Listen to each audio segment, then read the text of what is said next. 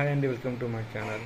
So latest release అయిన Laila movie review ఎలా ఉందో తెలుసుకున్నాము. So Laila movie review Vishwaksen one man show అని చెప్పుకోవచ్చు.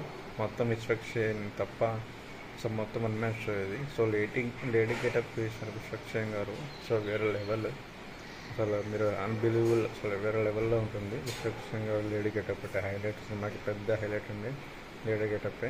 సో మొత్తం వన్ మ్యాన్ షో చెప్పుకోవచ్చు. సో స్టోరీ పరంగా చూస్తే అది అప్డేట్ సంబంధించిన న్యూ కాన్సెప్ట్ అయితే కాదు, ఓల్డ్ కాన్సెప్టే స్టోరీ అంతా.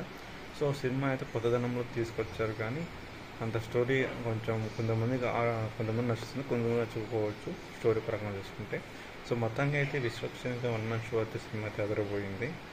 సో మనం తెలుసు ఆల్రెడీ గత అన్ని మూవీస్లో విశ్వక్షేవ్ గారు చేసిన పర్ఫార్మెన్స్ వేరే లెవెల్ కదా. సో విశ్వక్షేవ్ గారు అంటే యాక్టింగ్ బ్రహ్మాండంగా చేస్తారు. So at same time Laila మూవీలో కూడా విశ్వక్షేవ్ గారు యాక్టింగ్ అయితే ఎదుర్కొట్టారు వేరే లెవెల్. అసలు రెండు లేడీ గెటప్లో కానీ జెన్నీ గెటప్లో కానీ బాగా పర్ఫార్మెన్స్ చేస్తారు. మిగతా ఆర్టిస్టులకు పర్ఫార్మెన్స్ అయితే హైలైట్స్ ఉన్నాయి. పృథ్వీరాజ్ చేసిన పర్ఫార్మెన్స్ కామెడీ అయితే బాగుంటుంది.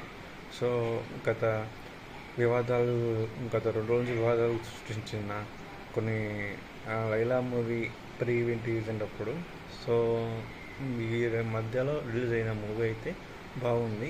సో అంత సూపర్ అని చెప్పలేం, అంత బిలో బాగాలేని చెప్పలేం. ఓవరాల్గా అయితే ఓకే.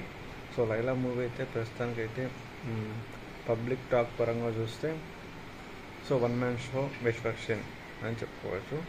సో కథ పరంగా కానీ కొంచెం ఓల్డ్ కాన్సెప్ట్ అయినా కూడా పర్ఫార్మెన్స్ అయితే విశ్వక్షేవ్ గారు హైలైట్ చేశారు. సో పృథ్వీరాజ్ కామెడీ అయితే హైలైట్ బాగుంది. సో మొత్తానికి అయితే పర్ఫార్మెన్స్ అయితే లైలా మూవీ చూడొచ్చు అంతే.